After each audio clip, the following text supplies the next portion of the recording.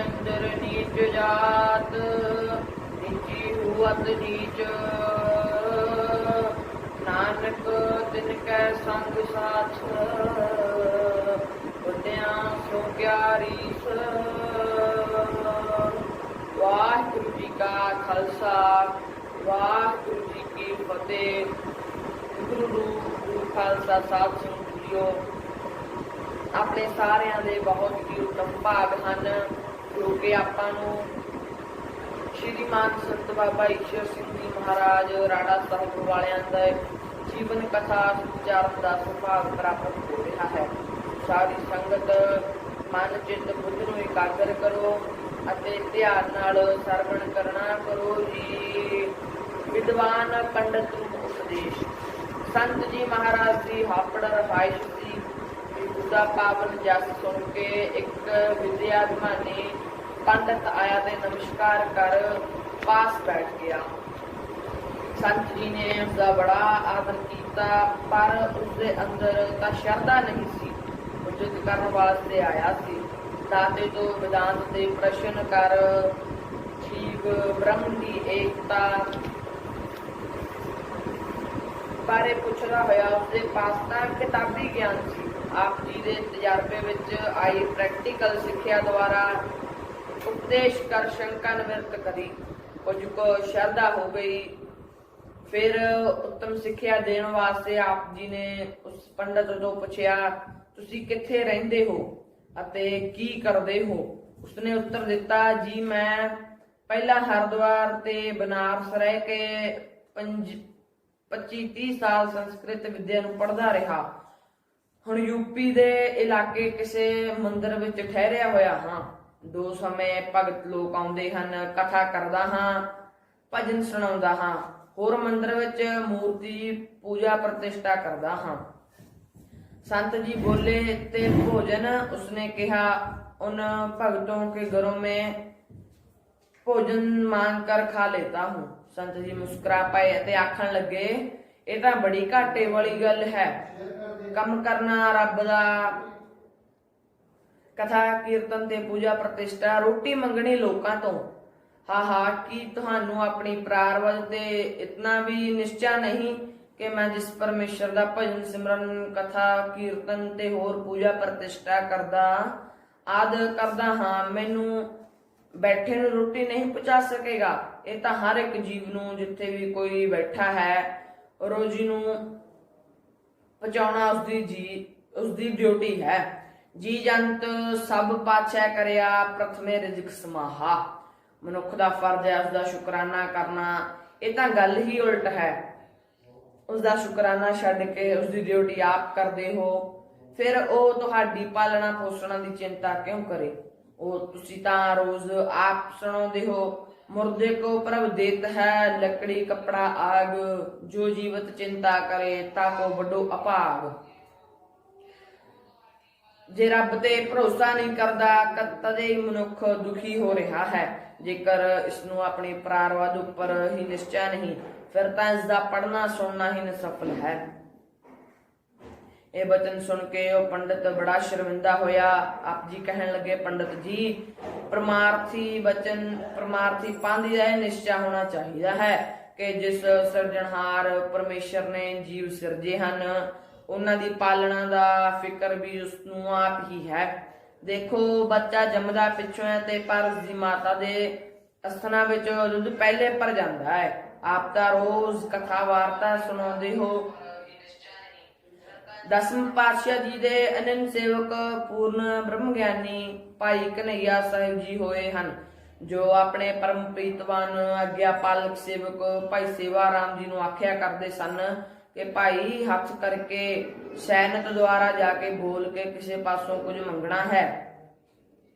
ये परमेश्वर दे दाता होण पर बेयकीनी करना है।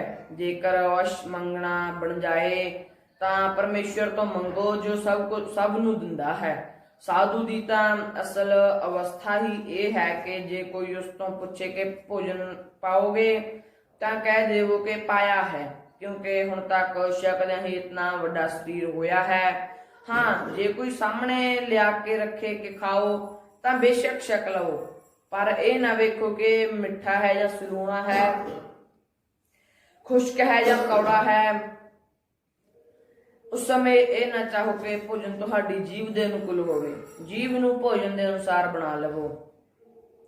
ਜਿਵੇਂ ਉਹਨਾਂ ਦੇ ਜੀਵਨ ਵਿੱਚ ਪ੍ਰਸੰਗ ਆਉਂਦਾ ਹੈ ਕਿ ਇੱਕ ਵਾਰੀ ਭਾਈ ਕਨ੍ਹਈਆ ਸਾਹਿਬ ਜੀ ਅਤੇ ਉਹਨਾਂ ਦੇ ਸੇਵਕ ਭਾਈ ਸੇਵਾ ਰਾਮ ਜੀ ਇਕੱਠੇ ਕਿਸੇ ਥਾਂ ਗਏ। ਇੱਕ ਪ੍ਰੇਮੀ ਨੇ ਭੋਜਨ ਵਾਸਤੇ ਬੇਨਤੀ ਕੀਤੀ। ਆਪ ਮੰਨ ਗਏ। ਜਦੋਂ ਉਸਦੇ ਘਰ ਗਏ ਤਾਂ ਉਸਨੇ ਬੜੇ ਸਤਿਕਾਰ ਨਾਲ ਬਿਠਾਇਆ। ਘਰ ਵਾਲੀ ਨੇ ਥਾਲਾਂ ਵਿੱਚ ਖੀਰ ਪਰੋਸ ਰੱਖੀ ਤੇ ਭੁਲੇਖੇ ਨਾਲ ਪੀਸੀ ਖੰਡ ਦੀ ਥਾਂ ਇੱਕ ਮੁੱਠੀ ਲੂਣ ਦੀ ਉੱਪਰ ਧੂੜ ਦਿੱਤੀ, ਕਿਉਂਕਿ ਦੋਵੇਂ ਬਰਤਨ ਇੱਕੋ ਥਾਂ ਪਏ ਸਨ। ਥਾਲ ਲਿਆਂਦੇ ਗਏ। ਅੱਤ ਦਾ ਲੂਣ ਪਿਆ ਹੋਣ ਕਰਕੇ ਖੀਰ ਕੌੜੀ ਹੋ ਚੁੱਕੀ ਸੀ, ਪਰ ਭਾਈ ਸਾਹਿਬ ਬਿਨਾਂ ਵਿਚਾਰ ਕੀਤਿਆਂ ਥਾਲੀ ਵਿੱਚ ਪਈ ਸਾਰੀ ਖੀਰ ਖਾ ਗਏ। ਕੁਝ ਨਹੀਂ ਜਣਾਇਆ ਅਤੇ ਚੂੜਾ ਪੜ ਕੇ ਘਰੋਂ ਚੱਲ ਪਏ। ਜਦੋਂ ਘਰ ਵਾਲੇ ਪ੍ਰੇਮੀ ਆਪ ਖੀਰ ਖਾਣ ਲੱਗੇ ਤਾਂ ਗਲਤੀ ਦੀ ਸੋਝੀ ਪਈ। ਦੋਵੇਂ ਜੀ ਬੜਾ ਪਛਤਾਵਾ ਕਰਨ ਲੱਗੇ ਕਿ ਦੇਖੋ ਕਿਤਨੀ ਵੱਡੀ ਭੁੱਲ ਹੋ ਗਈ। ਭੋਜਨ ਵਿੱਚੇ ਛੱਡ ਕੇ ਭਾਈ ਸਾਹਿਬ ਦੇ ਮਗਰ ਭੱਜੇ ਅਤੇ ਚਰਨਾਂ ਤੇ ਡਿੱਗ ਨੇਤਰਾਂ ਦੇ ਹੰਝੂਆਂ ਨਾਲ ਚਰਨ ਗਿੱਲੇ ਕਰ ਦਿੱਤੇ ਅਤੇ ਲੱਗੇ ਪਛਤਾਪ ਕਰਨ। ਭਾਈ ਕਨ੍ਹਈਆ ਸਾਹਿਬ ਜੀ ਬੋਲੇ, ਇਸ ਵਿੱਚ ਪਛਤਾਉਣ ਦੀ ਕਿਹੜੀ ਗੱਲ ਹੈ, ਕਿਉਂਕਿ ਤੁਹਾਡੀ ਭਾਵਨਾ ਖੰਡ ਪਾ ਕੇ ਖੀਰ ਖਵਾਉਣ ਦੀ ਸੀ ਅਤੇ ਤੁਸੀਂ ਵੀ ਖੰਡ ਜਾਣ ਕੇ ਹੀ ਉੱਪਰ ਪਾਇਆ ਸੀ। ਜੇਕਰ ਉਹ ਖੰਡ ਦਾ ਲੂਣ ਬਣ ਗਿਆ, ਇਸ ਵਿੱਚ ਤੁਹਾਡਾ ਕੀ ਦੋਸ਼ ਹੈ? ਸਾਡੀ ਪ੍ਰਾਰਬਧ ਹੀ ਲੂਣ ਖਾਣ ਦੀ ਸੀ, ਅਸੀਂ ਫਿਰ ਖੰਡ ਕਿਵੇਂ ਖਾਂਦੇ? ਤਾਂ ਉਸ ਪ੍ਰੇਮੀ ਨੇ ਕਿਹਾ, ਮਹਾਰਾਜ ਤੁਸੀਂ ਉਸ ਸਮੇਂ ਕਿਉਂ ਨਾ ਦੱਸਿਆ ਕਿ ਖੀਰ ਕੌੜੀ ਹੈ? ਭਾਈ ਸਾਹਿਬ ਜੀ ਬੋਲੇ, ਜੋ ਤੁਸੀਂ ਨੇ ਲੂਣਾ ਸਲੂਣਾ ਸਾਹਮਣੇ ਰੱਖਿਆ, ਉਹ ਅੰਗੀਕਾਰ ਕਰਨਾ ਸਾਡਾ ਧਰਮ ਸੀ। ਉਹ ਸਾਡੇ ਵਾਸਤੇ ਪ੍ਰਸ਼ਾਦ ਸੀ। ਜੇਕਰ ਅਸੀਂ ਆਪਣੀ ਜੀਭ ਦੇ ਰਸ ਮਗਰ ਲੱਗ ਕੇ ਤੁਹਾਨੂੰ ਕਹਿੰਦੇ ਇਹ ਤਾਂ ਕੌੜੀ ਹੈ, ਇਸ ਵਿੱਚ ਖੰਡ ਪਾਓ, ਫਿਰ ਇਹ ਪ੍ਰਸ਼ਾਦ ਨਾ ਰਹਿੰਦਾ, ਸਵੈਛਿਤ ਭੋਜਨ ਬਣ ਜਾਂਦਾ। ਫਿਰ ਪਰਮੇਸ਼ਰ ਸਾਨੂੰ ਨਿਤਾ ਪ੍ਰਤੀ ਸਵਾਦੀ ਭੋਜਨ ਖਵਾਉਂਦਾ ਹੈ। ਜੇਕਰ ਇੱਕ ਦਿਨ ਕੌੜਾ ਖਵਾ ਦਿੱਤਾ ਤਾਂ ਫਿਰ ਕੀ ਹੋ ਗਿਆ? ਜੇ ਅਸੀਂ ਇੱਕ ਦਿਨ ਕੌੜੇ ਖਾਣ ਦਾ ਬੁਰਾ ਮਨਾਈਏ ਤਾਂ ਸਾਡੇ ਲਈ ਇਸ ਤੋਂ ਵੱਡਾ ਨਾ ਸ਼ੁਕਰਾਨਾ ਕੀ ਹੁੰਦਾ ਹੈ। ਸੋ ਤੇਰੀ ਸੇਵਾ ਪ੍ਰਵਾਨ ਹੋ ਗਈ, ਤੂੰ ਚਿੰਤਾ ਨਾ ਕਰ। ਉਹ ਪ੍ਰੇਮੀ ਭਾਈ ਜੀ ਨਮਸਕਾਰ ਕਰਕੇ ਵਾਪਸ ਆਪਣੇ ਘਰ ਆ ਗਿਆ। ਧੰਨ ਹਨ ਇਹੋ ਜਿਹੇ ਤਿਆਗੀ ਮਹਾਂਪੁਰਸ਼। ਸਾਧੂ ਦੀ ਥਾਂ ਇੱਥੋਂ ਤੱਕ ਨਿਮਰਤਾ ਹੁੰਦੀ ਹੈ। ਕਿਸੇ ਮਹਾਂਪੁਰਸ਼ ਦੇ ਪਾਸ ਅਤੇ 8 ਪਹਿਰ ਅੰਨ ਦਾ ਛੇਤਰ ਚੱਲਦਾ ਸੀ। ਇੱਕ ਪ੍ਰੇਮੀ ਨੇ ਸਿੱਖ ਨੇ ਬੇਨਤੀ ਕੀਤੀ, ਚਾਹੋ ਦਰਮੇ ਦੇਤ ਹੋ करके नीचे नैन कह काहूं ते सीखियो या विद को जो देन। ਤਾਂ ਉਹਨਾਂ ਨੇ ਉੱਤਰ ਦਿੱਤਾ, ਸਾਈਂ ਸਭ ਕੋ ਦੇਤ ਹੈ, ਭੁਖਤ ਦਿਨ ਸਭ ਰਹਿਣ, ਲੋਕ ਨਾਮ ਮੇਰੋ ਕਹੇ ਜਾਂ ਤੇ ਨੀਚੇ ਨੈਣ। ਇਹ ਹੈ ਅਸਲੀ ਪੂਰਨ ਮਹਾਂਪੁਰਸ਼ਾਂ ਦੀ ਨਿਸ਼ਾਨੀ ਕਿ ਕਰਕੇ ਕੁਝ ਬਣਨਾ ਨਹੀਂ, ਦਾਨ ਕਰਕੇ ਜਨਾਉਣਾ ਨਹੀਂ। ਇਹ ਸੰਤੋ, ਤੁਹਾਨੂੰ ਵੀ ਪਰਮੇਸ਼ਰ ਦੇ ਹੁਕਮ ਵਿੱਚ ਰਹਿਣਾ ਚਾਹੀਦਾ ਹੈ, ਕਿਉਂਕਿ ਜੋ ਕੁਝ ਵਰਤਦਾ ਹੈ ਉਹ ਉਸ ਦੀ ਰਜ਼ਾ ਤੇ ਹੁਕਮ ਵਿੱਚ ਵਰਤ ਰਿਹਾ ਹੈ। ਸੋ ਸਾਧੂ ਨੂੰ ਚਾਹੀਦਾ ਹੈ ਕਿ ਉਸ ਦੇ ਹੁਕਮ ਅੱਗੇ ਸਿਰ ਝੁਕਾਵੇ। ਮਹਾਂਪੁਰਸ਼ਾਂ ਦੀ ਅਮਲੋਕ ਰਸਨਾ ਤੋਂ ਇਸ ਪ੍ਰਕਾਰ ਦੇ ਸਾਰ ਰੂਪ ਬਚਨ ਸੁਣ ਕੇ ਉਸ ਪੰਡਿਤ ਦਾ ਹਿਰਦਾ ਗਦਗਦ ਹੋ ਗਿਆ। ਉਪਰੰਤ ਸੰਤ ਜੀ ਮਹਾਰਾਜ ਨੇ ਫਿਰ ਬਚਨ ਕੀਤਾ ਕਿ ਪੰਡਿਤ ਜੀ, ਤੁਲਸੀਦਾਸ ਜੀ ਵੀ ਮੰਗਣ ਨੂੰ ਮਾੜਾ ਹੀ ਦੱਸਦੇ ਹਨ। ਤੁਲਸੀ ਕਰ ਪਰ ਕਰ ਕਰੋ, ਕਰਤਾ ਕਰਨਾ ਕਰੋ, ਜਾ ਦਿਨ ਕਰ ਕਰ ਕਰੋ, ਤਾਂ ਦਿਨ ਮਰਨ ਕਰੋ। ਭਾਵੋ ਦੂਜੇ ਨੂੰ ਦਾਨ ਦੇਣ ਵਾਸਤੇ ਉਸਦੇ ਹੱਥ ਉੱਪਰ ਆਪਣੇ ਹੱਥ ਉੱਚਾ ਰੱਖੋ। ਜਿਸ ਦਿਨ ਦੂਜੇ ਤੋਂ ਮੰਗਣ ਵਾਸਤੇ ਉਸਦੇ ਹੱਥਾਂ ਹੇਠੇ ਆਪਣੇ ਹੱਥ ਅੱਡਣੇ ਹਨ, ਉਸ ਨਾਲੋਂ ਤਾਂ ਮਰਨਾ ਹੀ ਚੰਗਾ ਹੈ। ਇਹ ਬਚਨ ਸੁਣ ਕੇ ਉਸ ਸੰਤ ਦੇ ਮਨ ਤੇ ਬੜਾ ਅਸਰ ਹੋਇਆ। ਅੱਗੇ ਵਾਸਤੇ ਪ੍ਰਾਰਬਧ ਤੇ ਨਿਸ਼ਚਾ ਕਰਨ ਲੱਗਾ ਤੇ ਪਾਵਨ ਚਰਨਾਂ ਤੇ ਸੀਸ ਰੱਖ ਨਮਸਕਾਰ ਕੀਤੀ। ਕੁਝ ਕੁ ਸਮਾਂ ਠਹਿਰ ਉਪਰੰਤ ਜਸ ਕਰਦਾ ਵਾਪਸ ਚਲਿਆ ਗਿਆ। ਸੰਭਾਲਕਾ ਇਕਲਾਹੀ ਪਿੰਡ ਦਾ ਜੋ ਖੰਨੇ ਕੋਲ ਹੈ। ਸਰਦਾਰ ਰਾਮ ਸਿੰਘ ਤੇ ਉਸਦਾ ਛੋਟਾ ਭਰਾ ਛੱਜੂ ਸਿੰਘ ਸੰਤ ਜੀ ਮਹਾਰਾਜ ਦੇ ਪ੍ਰੇਮੀ ਸਨ। ਪਹਿਲਾਂ ਇਹ ਗਰੀਬੀ ਦੀ ਹਾਲਤ ਵਿੱਚ ਦਿਹਾੜੀਆਂ ਕਰਦੇ, ਹਲਟਾਂ ਦੀ ਟਿੰਡਾਂ ਬਣਾਉਂਦੇ ਪਿੰਡੋਂ ਨਿਕਲੇ। ਕਟਾਰੀ ਵਾਲੇ ਸਰਦਾਰ ਕਨ੍ਹਈਆ ਸਿੰਘ ਤੇ ਹਰੀ ਸਿੰਘ ਰਾਮਗੜੀਏ ਨਾਲ ਬਟਾਲੇ ਸਾਂਝਾ ਕੰਮ ਕਰਨ ਲੱਗ ਪਏ। ਫਿਰ 1940 ਈਸਵੀ ਦੇ ਕਰੀਬ ਸੰਭਾਲ ਕੇ ਆ ਕੇ ਪੱਕੀ ਰਹਾਇਸ਼ ਕਰ ਲਈ। ਇੱਥੇ ਵੀ ਉਹ ਹੀ ਕੰਮ ਸ਼ੁਰੂ ਕਰ ਲਿਆ। ਸੰਭਾਲ ਕੇ ਵਾਲੇ ਸਰਦਾਰ ਰਾਮ ਸਿੰਘ ਦੇ 2 ਲੜਕੇ ਸਨ ਅਤੇ ਮਹਿੰਦਰ ਕੌਰ ਇੱਕ ਲੜਕੀ ਸੀ, ਜੋ ਹਾਪੜ ਵਾਲੇ ਸਰਦਾਰ ਮਲਕੀਤ ਸਿੰਘ ਨੂੰ ਵਿਆਹ ਦਿੱਤੀ। ਇਸ ਬੀਬੀ ਦੀ ਸੰਗਤ ਤੇ ਪ੍ਰੇਰਨਾ ਦੁਆਰਾ ਹੀ ਸੰਭਾਲ ਕੇ ਵਾਲੇ 1965 ਈਸਵੀ ਵਿੱਚ ਹਜ਼ੂਰ ਦੇ ਦਰਸ਼ਨ ਕਰਕੇ ਸਾਰਾ ਪਰਿਵਾਰ ਪ੍ਰੇਮੀ ਬਣ ਗਿਆ। ਨਾਮ ਦੀ ਦਾਤ ਪ੍ਰਾਪਤ ਕਰੀ, ਅੰਮ੍ਰਿਤ ਛਕਿਆ, ਪੂਰਨ ਭਾਵਨਾ ਰੱਖਣ ਲੱਗ ਪਏ। ਸੰਤ ਜੀ ਮਹਾਰਾਜ ਜੀ ਜਦੋਂ ਪੰਜਾਬ ਤੋਂ ਦਿੱਲੀ ਜਾਂ ਹਾਪੜ ਵੱਲ ਆਉਣ ਤਾਂ ਇਹਨਾਂ ਨੂੰ ਪਹਿਲਾਂ ਪਤਾ ਲੱਗ ਜਾਂਦਾ। ਆਉਂਦਿਆਂ ਜਾਂਦਿਆਂ ਇੱਕ ਵਾਰੀ ਜ਼ਰੂਰ ਜਥੀ ਸਮੇਤ ਘਰ ਵਿੱਚ ਚਰਨ ਪਵਾ ਸੇਵਾ ਕਰਨੀ। ਕੰਮ ਵੀ ਵਧਣ ਲੱਗ ਪਿਆ। ਟੋਕਾ ਕੱਟਣ ਵਾਲੀਆਂ ਨਵੀਆਂ ਮਸ਼ੀਨਾਂ ਤਿਆਰ ਕਰਦੇ ਹਨ। ਬੜੀ ਸੇਲ ਹੈ। ਘਰ ਦੇ ਮਕਾਨ ਬਣਾ ਲਏ। ਗਜਰੌਲਾ ਗੁਰਦੁਆਰਾ ਸਾਧ ਸੰਗਤ ਅਲੀਪੁਰ ਚੌਪਾਲਾ ਗਜਰੌਲਾ, ਜ਼ਿਲ੍ਹਾ ਮੁਰਾਦਾਬਾਦ। ਇਸ ਪਾਵਨ ਸਥਾਨ ਦੀ ਨੀਂਹ 11/3/73 ਨੂੰ ਸੰਤ ਮਹਾਰਾਜ ਨੇ ਆਪਣੇ ਕਰ ਕਮਲਾਂ ਦੁਆਰਾ ਰੱਖੀ। ਜਿਸ ਸਥਾਨ ਦੀ ਦੂਸਰੇ ਹੀ ਦਿਨ 12/3/73 ਨੂੰ ਕਮੇਟੀ ਬਣ ਗਈ ਅਤੇ ਸਰਵਸੰਮਤੀ ਨਾਲ ਚੁਣੇ ਹੋਏ ਸੱਜਣ ਹਾਪੜ ਪਹੁੰਚ ਕੇ ਮਹਾਰਾਜ ਨੂੰ ਮਿਲੇ ਅਤੇ ਨਿਸ਼ਕਾਮ ਸੇਵਾ ਕਰਨ ਵਾਸਤੇ ਆਸ਼ੀਰਵਾਦ ਲਏ।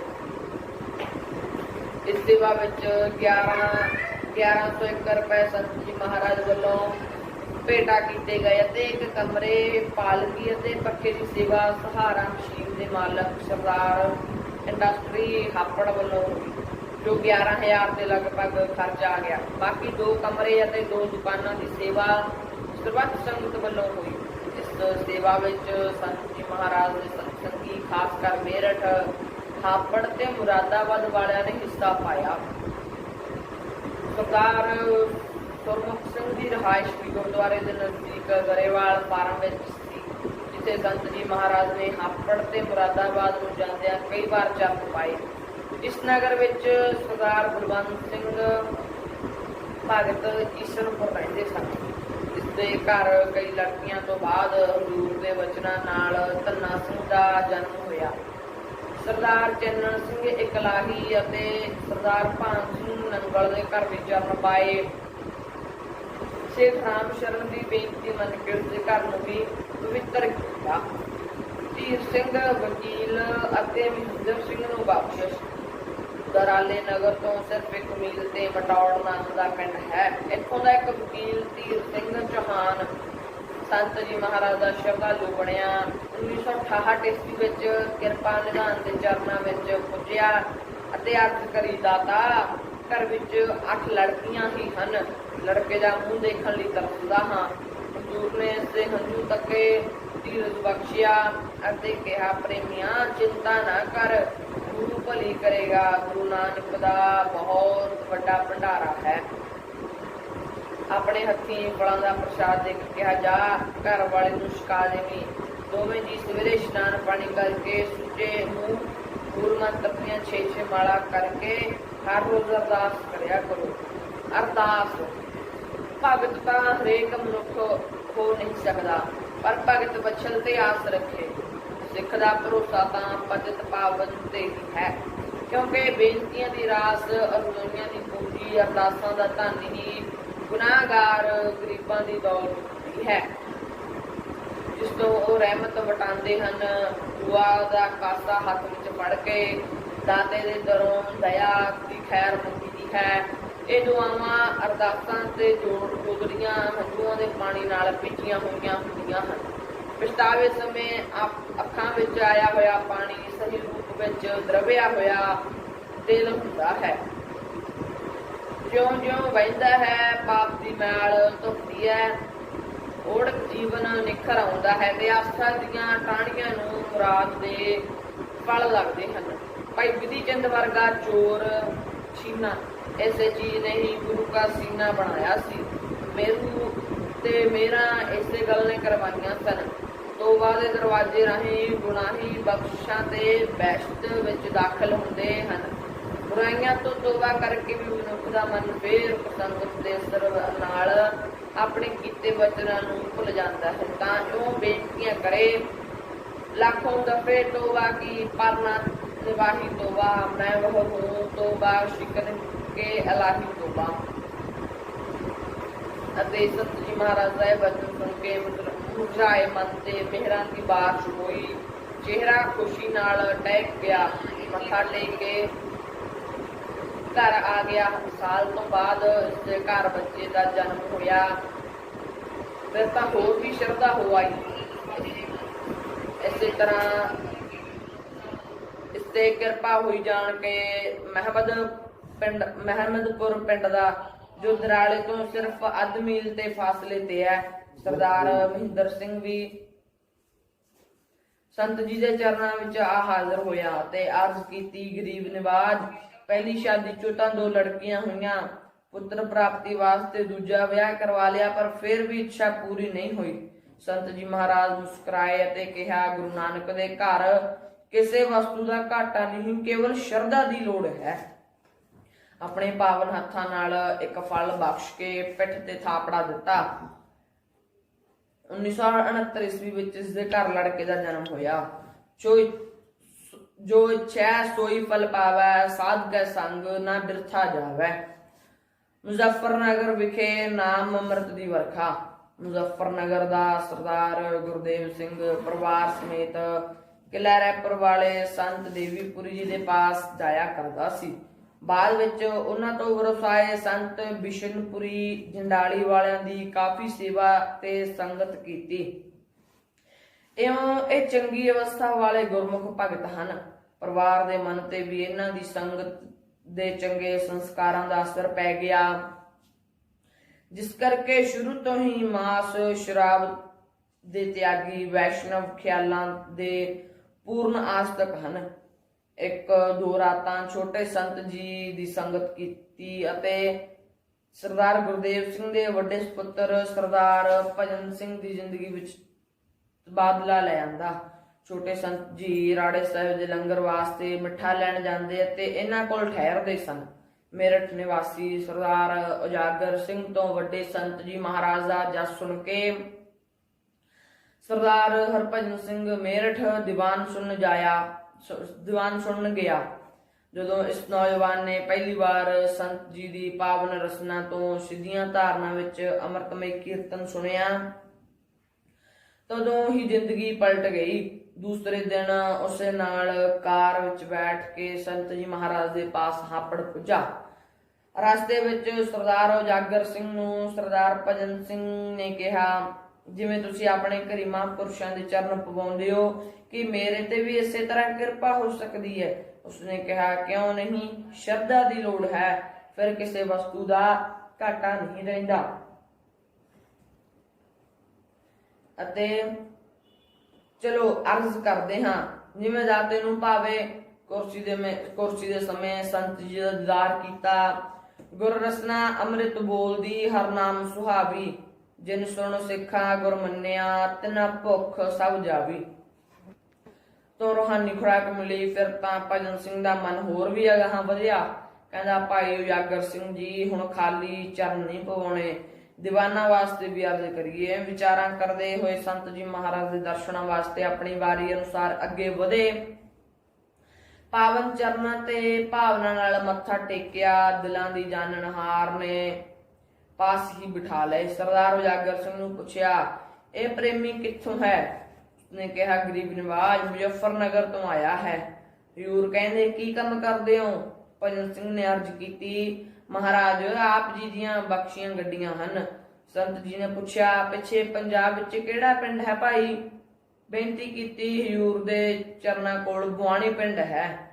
ਅੱਛਾ ਬਈ, ਡਰਾਈਵਰ ਮਹਿਕਮਾ ਖਾਣ ਪੀਣ ਨੂੰ ਜ਼ਰਾ ਖੁੱਲਾ ਹੁੰਦਾ ਹੈ, ਤਕੜੇ ਰਿਹਾ ਕਰੋ, ਮਦਰਾ ਮਾਸ ਦਾ ਸੰਕੋਚ ਰੱਖਿਆ ਕਰੋ, ਜੀਵ ਦਾ ਭਲਾ ਹੈ। ਦਾਤੇ ਦੀ ਪਾਵਨ ਰਸਨਾ ਤੋਂ ਇਹ ਅਮੋਲਕ ਵਚਨ ਸੁਣ ਕੇ ਇਸਨੇ ਅਰਜ਼ ਕੀਤੀ, ਮਹਾਰਾਜ, ਮੈਂ ਤਾਂ ਦੀਵਾਨਾਂ ਵਾਸਤੇ ਬੇਨਤੀ ਕਰਨ ਆਇਆ ਹਾਂ। ਕਿਰਪਾ ਕਰਕੇ ਗੁਰਮਤਿ ਤੋਂ ਪਿੱਛੇ ਰਹੇ ਉਸ ਪਛੜੇ ਇਲਾਕੇ ਨੂੰ ਵੀ ਭਾਗ ਲਾਓ।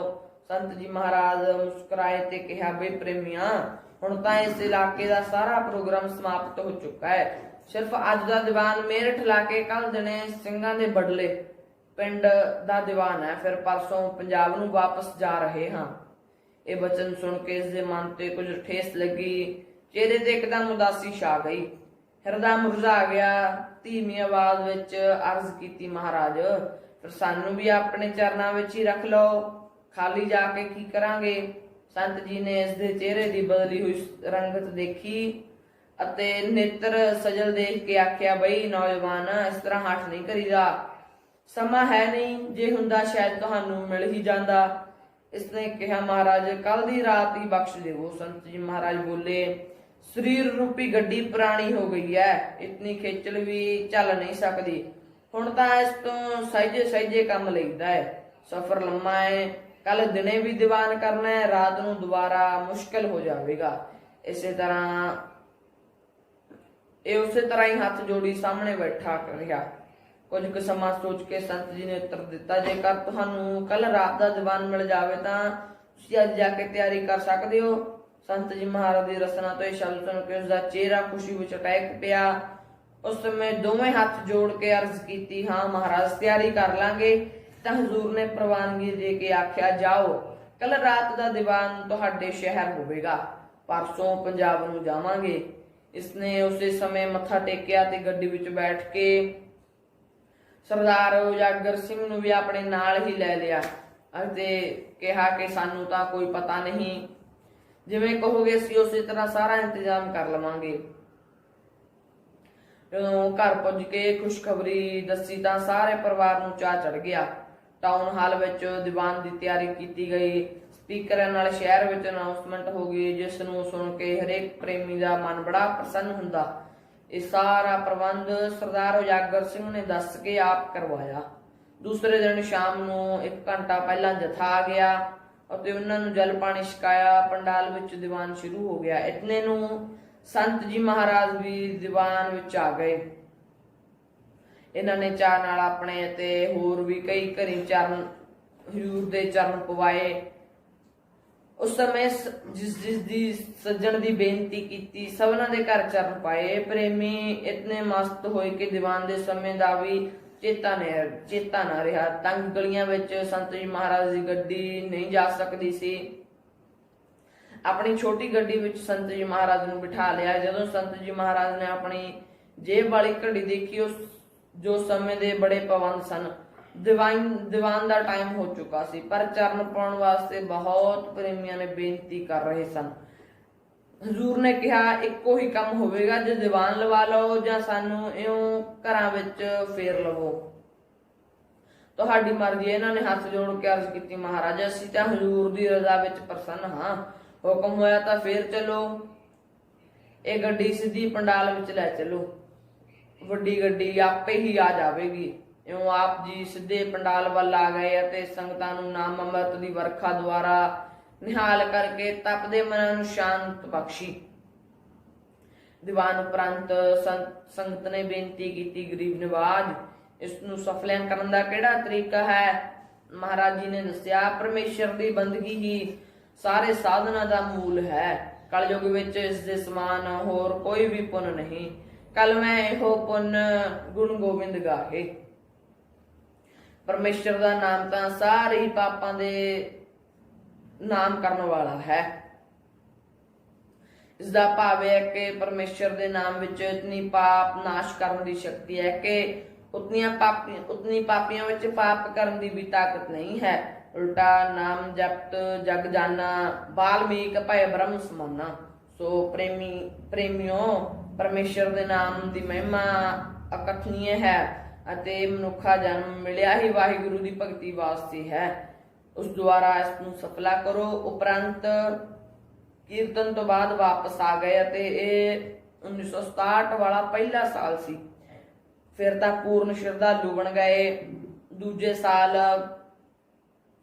1968 ਈਸਵੀ ਵਿੱਚ ਸੰਤ ਮਹਾਰਾਜ ਦੇ ਆਉਣ ਸਮੇਂ ਪਹਿਲਾਂ ਹੀ ਆਪੜਾ ਪੁੱਜੇ।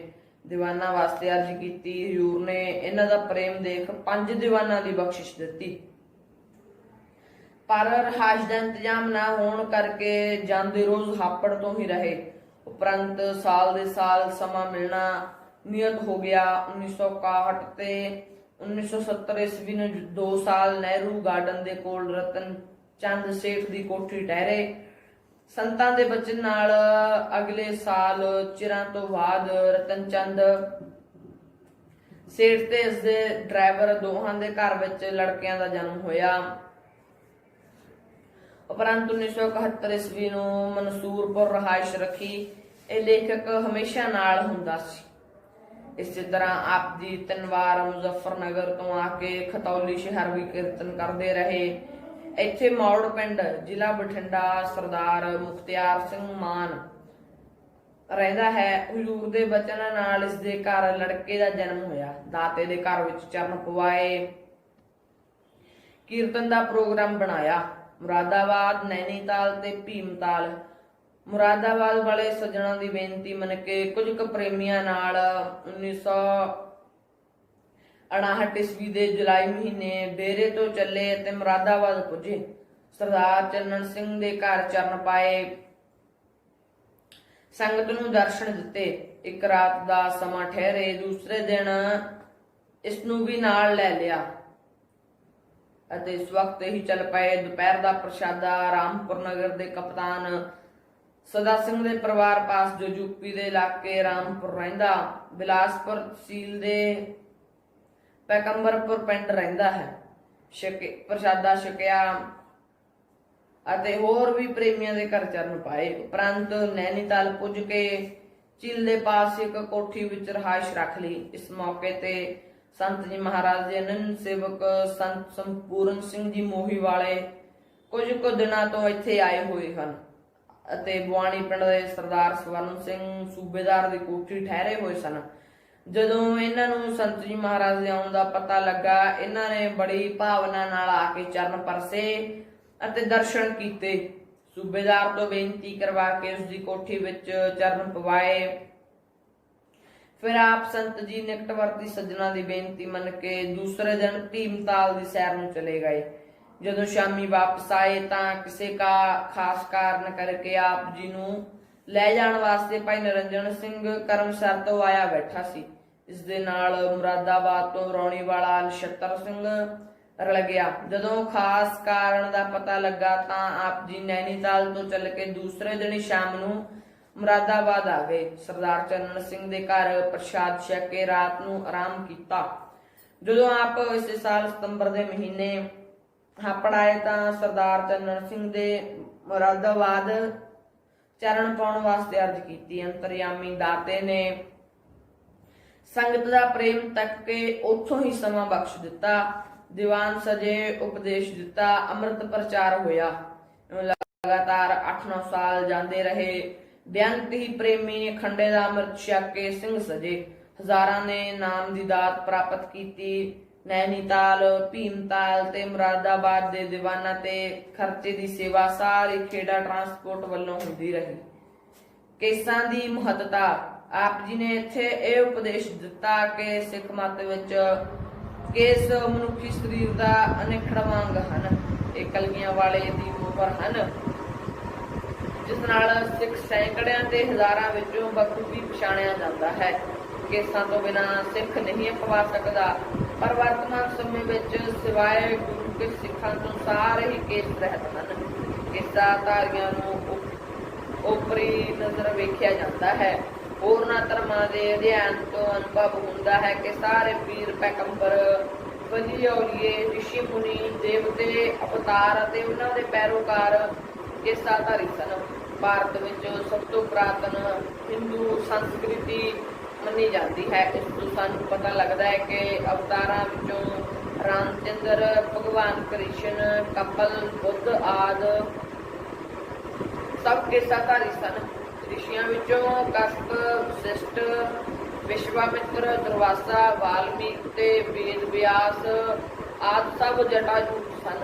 ਮੰਦਰਾਂ ਵਿੱਚ ਵੀ ਦੇਵੀ ਦੇਵਤਿਆਂ ਦੀਆਂ ਮੂਰਤੀਆਂ ਵਿੱਚੋਂ ਕਿਸੇ ਦੇ ਸਿਰ ਤੇ ਅੱਗੇ ਪੂਰਾ, ਕਿਸੇ ਦੇ ਵਿਚਕਾਰ ਪੂਰਾ ਤੇ ਕਿਸੇ ਦੇ ਕੇਸ ਖੁੱਲੇ ਹਨ। ਸ਼ਿਵ ਜੀ ਮਹਾਰਾਜ ਦੇ ਕੇਸ ਸੁਸ਼ੋਭਿਤ ਹਨ ਤੇ ਉਹਨਾਂ ਵਿੱਚ ਗੰਗਾ ਉਤਰਦੀ ਦਿਖਾਈ ਹੈ। ਜਟਾ ਜੂਟ ਸਿਰ ਗੰਗ ਬਿਰਾਜੇ। ਇਸ ਤੋਂ ਇਲਾਵਾ ਵੇਦਾਂ ਵਿੱਚ ਬਹੁਤ ਸਾਰੇ ਹਵਾਲੇ ਮਿਲਦੇ ਹਨ ਜਿਨ੍ਹਾਂ ਵਿੱਚ ਕੇਸਾਂ ਦੀ ਪ੍ਰੌੜਤਾ ਕੀਤੀ ਹੈ। ਯਜੁਰਵੇਦ ਵਿੱਚ ਕੇਸ ਰੱਖਣ ਦੇ ਅਭਿਲਾਸ਼ੀਆਂ ਨੂੰ ਸਦਾ ਆਪਣੇ ਕੇਸਾਂ ਦਾ ਸਤਿਕਾਰ ਕਰਨ ਦੀ ਪ੍ਰੇਰਨਾ ਦਿੱਤੀ ਗਈ ਹੈ। ਮੁਸ਼ਕਾਨ ਕੇਸ਼ੇ ਰਿੰਦਰਨ ਸਭ ਪਸਬਹੀਨ, ਅਰਥਾਤ ਵੇਦ ਵਿੱਚ ਜਿੱਥੇ ਕੇਸ ਰੱਖਣ ਸੰਬੰਧੀ ਅਨੇਕਾਂ ਉਦਾਹਰਣ ਮਿਲਦੇ ਹਨ, ਉੱਥੇ ਇਹਨਾਂ ਦੀ ਹਰ ਤਰ੍ਹਾਂ ਨਾਲ ਸੰਭਾਲ ਬਾਰੇ ਵੀ ਹਵਾਲੇ ਮਿਲਦੇ ਹਨ। ਵਿਸ਼ਨੂੰ ਪੁਰਾਣ, ਰਾਮ ਚਰਿਤ੍ਰ ਮਾਨਸ, ਹਨੂਮਾਨ ਨਾਟਕ ਵਿੱਚ ਜਿੱਥੇ ਸੰਨਿਆਸ ਧਾਰਨ ਕਰਨ ਵਾਲੇ ਕੇਸਾਂ ਦੀਆਂ ਜਟਾਵਾਂ ਬਣਾ ਕੇ ਰੱਖਣ ਸੰਬੰਧੀ ਹਵਾਲੇ ਦਿੱਤੇ ਹਨ, ਉੱਥੇ ਗ੍ਰਸਥੀ ਨੂੰ ਸੁੰਦਰ ਮੁਲਾਇਮ ਦੇ ਸਾਫ਼ ਰੱਖਣ ਸੰਬੰਧੀ ਵੀ ਆਦੇਸ਼ ਹੈ। ਸੁਸਵਾਮੀ ਤੁਲਸੀਦਾਸ ਜੀ ਰਾਮਾਇਣ ਦੇ ਬਾਲ ਕਾਂਡ ਵਿੱਚ ਸ਼੍ਰੀ ਰਾਮ ਚੰਦਰ ਜੀ ਦੇ ਸੁੰਦਰ ਕੇਸਾਂ ਦੀ ਇਉਂ ਮਹਿਮਾ ਉਪਮਾ ਕਰਦੇ ਹਨ।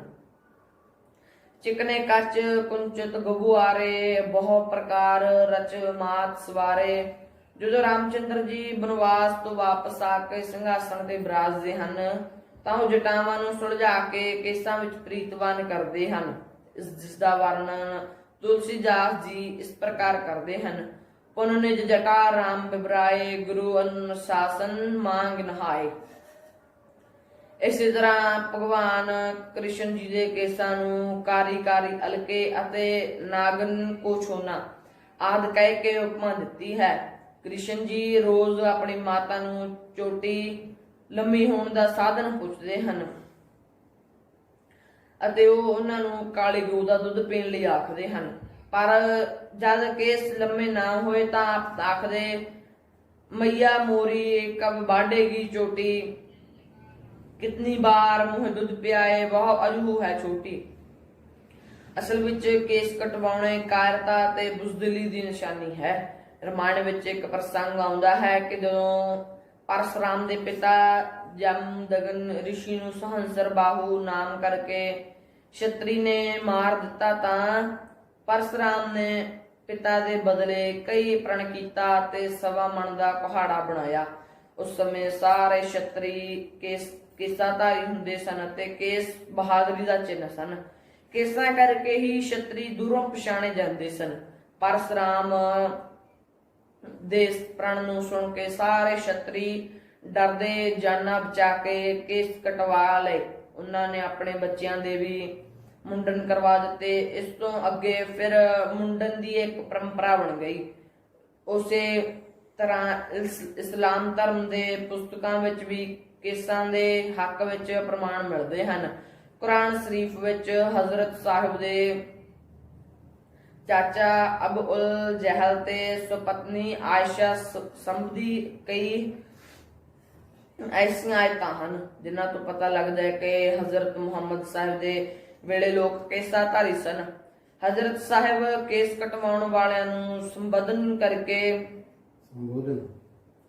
ਸੰਬੋਧਨ ਕਰਕੇ ਮੁਹੰਮਦ ਸਾਹਿਬ ਆਖਦੇ ਕਿ ਉਹਨਾਂ ਚਿਰ ਤੁਹਾਡੀ ਹਜ ਯਾਤਰਾ ਵੀ ਸਵੀਕਾਰ ਨਹੀਂ ਹੋ ਸਕਦੀ ਜਦ ਤੱਕ ਤੁਸੀਂ ਕੇਸ ਨਹੀਂ ਰੱਖਦੇ। ਉਹ ਕੇਸ ਕਟਾਉਣਾ ਸ਼ੌਂਕ ਦਾ ਪ੍ਰਤੀਕ ਮੰਨਦੇ ਹਨ। ਜਿਵੇਂ ਕਿ ਕੁਰਾਨ ਵਿੱਚ ਲਿਖਿਆ ਹੈ, ਵਾਸਤਮਲ ਹਜ਼ਾ ਉਮਰਤਾ ਲਿਲਾ ਫਾਇਨ ਕੇ ਓ ਸਿਰ ਤੁਮ ਫਮਸ ਮਿਲਲ ਹਦੇ ਵਾਲਾ ਤਹਲੇ ਕੋ ਰੋਸਾਕੁਮ। ਸ਼ਾਇਦ ਇਹੀ ਕਾਰਨ ਹੈ ਕਿ ਮੁਸਲਮਾਨ ਅੱਜ ਵੀ ਹਜ ਤੇ ਜਾਣ ਸਮੇਂ ਰੋਜ਼ੇ ਰੱਖਣ ਵਾਲੇ ਹਜ਼ਾਮਤ ਨਹੀਂ ਕਰਵਾਉਂਦੇ, ਪਰ ਪਿੱਛੋਂ ਫਿਰ ਹਜ਼ਰਤ ਸਾਹਿਬ ਦੇ ਫਰਮਾਨ ਨੂੰ ਨਾ ਫਰਮਾਨੀ ਕਰਕੇ ਕੌਣ ਮੌਨ ਹੋ ਜਾਂਦੇ ਹਨ। ਇਸੇ ਤਰ੍ਹਾਂ ਈਸਾਈ ਮਤ ਦੇ ਬਾਨੀ ਈਸਾ ਜੀ ਆਪ ਕੇਸਾਧਾਰੀ ਸਨ। ਬਾਈਬਲ ਵਿੱਚ ਆਇਆ ਕਿ ਜਦੋਂ ਹਜ਼ਰਤ ਈਸਾ ਨੂੰ ਰਾਜ ਵਿਦਰੋਹੀ ਕਰਾਰ ਦੇ ਕੇ ਬਾਦਸ਼ਾਹ ਨੇ ਇਹਨਾਂ ਤੇ ਮੁਕੱਦਮਾ ਚਲਾਇਆ ਤਾਂ ਜੱਜ ਨੇ ਆਪਣੇ ਫੈਸਲੇ ਵਿੱਚ ਕਿਹਾ ਕਿ ਇਸ ਦੀ ਦਾੜੀ ਤੇ ਕੇਸ ਇਸ ਦੀ ਮਹਾਨਤਾ ਨੂੰ ਪ੍ਰਗਟ ਕਰਦੇ ਹਨ, ਪਰ ਮੈਂ ਸਮਾਜਿਕ ਬੰਧਨਾਂ ਦਾ ਬੰਨਿਆ ਇਸ ਨੂੰ ਸਜ਼ਾ ਦੇ ਰਿਹਾ ਹਾਂ। ਗੁਰਮਤ ਵਿੱਚ ਕੇਸਾਂ ਦੀ ਬਹੁਤ ਮਹੱਤਤਾ ਹੈ। ਨਿਸ਼ਾਨੇ ਸਿੱਖੀ ਅਸਤ ਈ 5 ਅਰਫ ਕਾਫ ਹਰਗਜ਼ ਨਾ ਬਾਸ਼ਦ ਈ 5 ਮੁਆਫ ਕੜਾ ਕਾਰ ਦੋ ਕੱਚ ਕੰਗਾ ਬਿਦਾ ਬਿਲਾ ਕੇਸ ਹੇਚ ਅਸਤ ਜੁਮਲਾ ਨਿਸ਼ਾ। ਸਤਿਗੁਰੂ ਜੀ ਗੁਰਬਾਣੀ ਵਿੱਚ ਫਰਮਾਉਂਦੇ ਹਨ ਕਿ ਪਰਮੇਸ਼ਰ ਦਾ ਸੁੰਦਰ ਨੱਕ ਤੇ ਚਮਕਦਾਰ ਲੰਬੜੇ ਵਾਲ ਸੁਭਾਏਮਾਨ ਹਨ। ਤੇਰੇ ਬੰਕੇ ਲੋਇਣ ਦੰਤ ਰਿਸਾਲਾ, ਸੋਹਣੇ ਨੱਕ ਜਿਨ ਲੰਬੜੇ ਵਾਲਾ। ਗੁਰਸਿੱਖ ਵਾਸਤੇ ਸਾਬਤ ਸੂਰਤ ਰਹਿਣਾ ਤੇ ਸਿਰ ਤੇ ਦਸਤਾਰ ਰੱਖਣੀ आवश्यक ਹੈ। ਸਤਿਗੁਰਾਂ ਨੇ ਫਰਮਾਇਆ ਕਿ ਪ੍ਰਭੂ ਦੀ ਰਜ਼ਾ ਨੂੰ ਮੰਨਣ ਤੋਂ ਪਹਿਲਾਂ ਆਪਣੇ ਮਨ ਨੂੰ ਨਿਮਰਤਾ ਦੇ ਸਾਂਚੇ ਵਿੱਚ ਢਾਲਣਾ ਹੈ।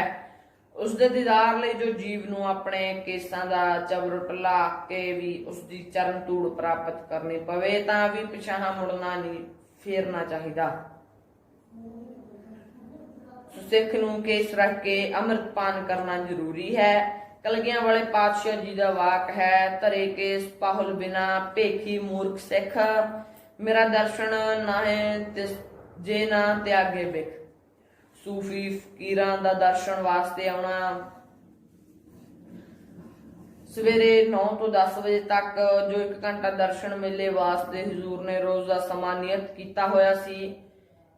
ਇਸ ਸਮੇਂ ਜੋ ਵੀ ਕਿਸੇ ਪ੍ਰੇਮੀ ਨੇ ਆ ਕੇ ਭਜਨ ਸਿਮਰਨ ਦੀ ਜੁਗਤੀ ਪੁੱਛਣੀ ਤਾਂ ਪਰਮਾਰਥੀ ਰਸਤੇ ਵਿੱਚ ਪਈਆਂ ਰੁਕਾਵਟਾਂ ਦੂਰ ਕਰਨ ਵਾਸਤੇ ਬੇਨਤੀ ਕਰਨੀ, ਉਸ ਨੂੰ ਬੜੀ ਵਿਸ਼ਾਲ ਦਿਲੀ ਨਾਲ ਉੱਤਰ ਬਖਸ਼ ਕੇ ਪੂਰਨ ਤਸੱਲੀ ਕਰਵਾਈ ਜਾਂਦੀ ਸੀ। ਜਦੋਂ ਵੀ ਮੁਰਾਦਾਬਾਦ ਵਿਖੇ ਸਾਹੂ ਸਾਹਿਬ ਦੀ ਕੋਠੀ ਸੰਤ ਜੀ ਮਹਾਰਾਜ ਕੁਰਸੀ ਦੇ ਸਮੇਂ ਖੁੱਲਾ ਦਰਸ਼ਨ ਬਖਸ਼ ਕੇ ਨਾਮ ਬਾਣੀ ਦਾ ਉਪਦੇਸ਼ ਕਰ ਰਹੇ ਸਨ।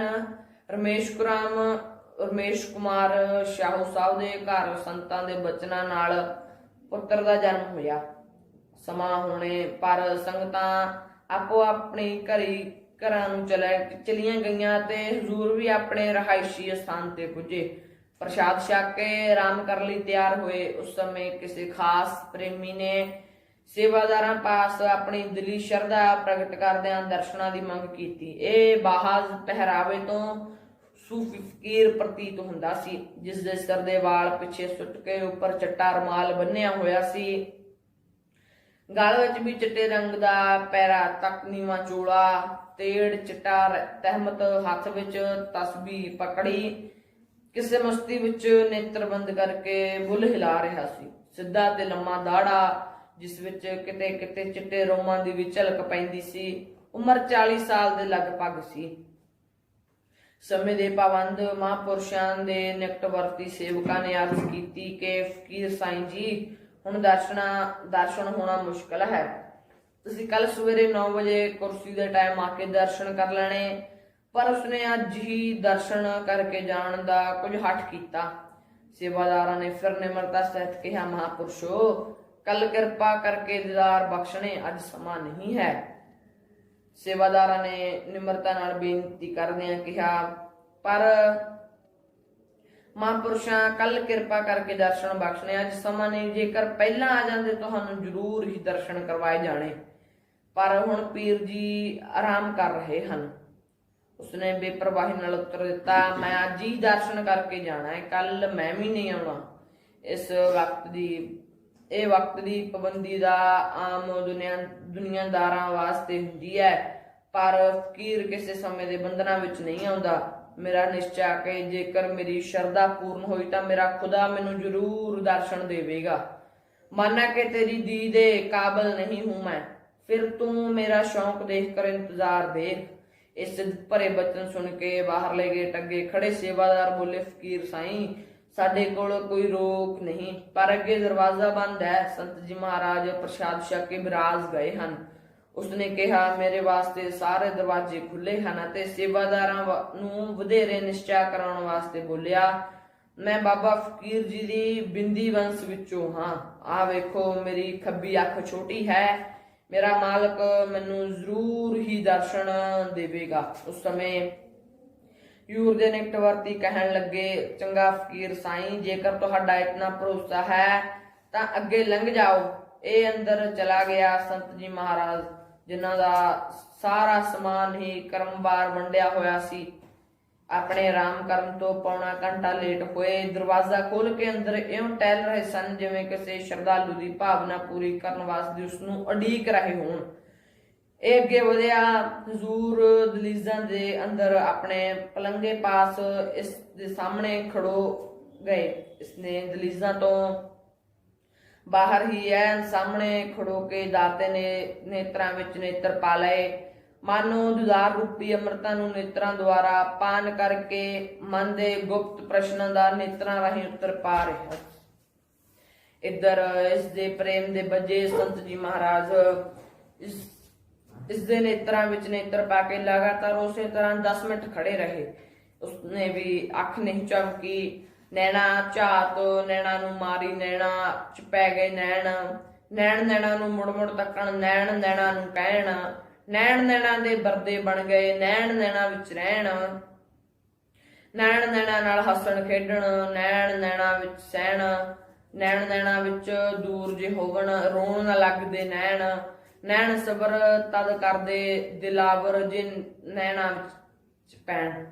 ਅਖੀਰ ਨੂੰ ਤੇਜ਼ ਪ੍ਰਤਾਪੀ ਦਾਤੇ ਅੱਗੇ ਇਸ ਦੇ ਨੇਤਰ ਨੀਵੇਂ ਹੋ ਗਏ। ਇਹ ਵੀ ਆਪਣੇ ਮਨ ਦੀ ਭਾਵਨਾ ਪੂਰੀ ਹੋਈ ਜਾਣ ਕੇ ਦਲੀਜ਼ਾਂ ਤੋਂ ਬਾਹਰ ਹੀ ਖੜਾ ਦਾੜ ਦੇ ਕੇ ਚਰਨਾਂ ਤੇ ਡਿੱਗ ਪਿਆ। 36 ਮਿੰਟ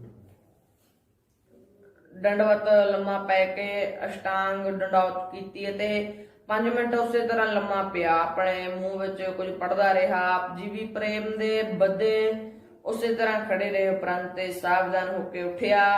ਹਜ਼ੂਰ ਨੇ ਇਸ ਦਾ ਸੱਚਾ ਪ੍ਰੇਮ ਦੇਖ ਕੇ ਬਚਨ ਕੀਤਾ ਕਿ ਸਾਧੂ ਨੂੰ ਹਰ ਸਮੇਂ ਅਤੇ ਹਰੇਕ ਪ੍ਰਾਣੀ ਤੇ ਪ੍ਰਸੰਨ ਰਹਿਣਾ ਚਾਹੀਦਾ ਹੈ। ਪੱਖਾ ਚਲਾਇਓ।